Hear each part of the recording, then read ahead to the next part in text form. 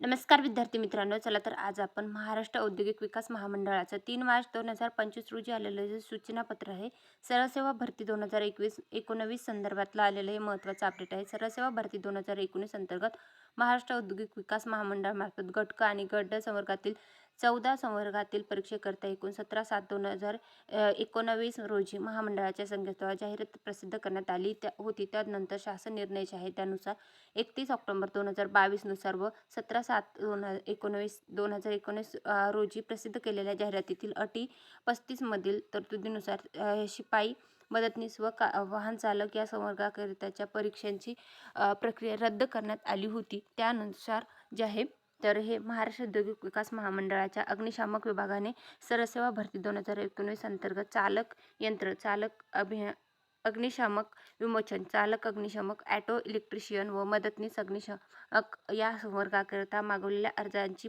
स्पर्धा परीक्षा होऊ शकलेली नसल्यामुळे महामंडळाने दिनांक 15/10/2019 रोजी प्रसिद्ध केलेल्या जाहिरातीच्या अट क्रमांक 43 मधील तरतुदीनुसार सदर भरती प्रक्रियेमध्ये परीक्षा प्रक्रिया रद्द करण्यात आली होती. उपरोक्तनुसार जे आहे सरळसेवा भरती 2019 अंतर्गत शिपाई, मदतनीस आणि वाहन चालक तसेच अग्निशमक विभागातील चालक यंत्रचालक चालक अग्निशामक विमोचक ॲटो इलेक्ट्रिशियन व मदतनीस अग्निशामक या पदासाठी ज्या उमेदवारांनी परीक्षा शुल्क भरून अर्ज सादर केले आहेत त्यांना सदर परीक्षा रद्द झाल्यामुळे त्यांचे परीक्षा शुल्क परत करण्याकरता त्या उमेदवाराकडून त्यांच्या बँक खात्यात तपशील जे आहे तर ते पाठवण्यात येत आहे. MIDCindia.org या संकेतस्थळावर रिफंड MIDC.org ही लिंक जी आहे तर ती 5 मार्च 2025 ते 19 मार्च 2025 या कालावधीमध्ये उपलब्ध असणार आहे.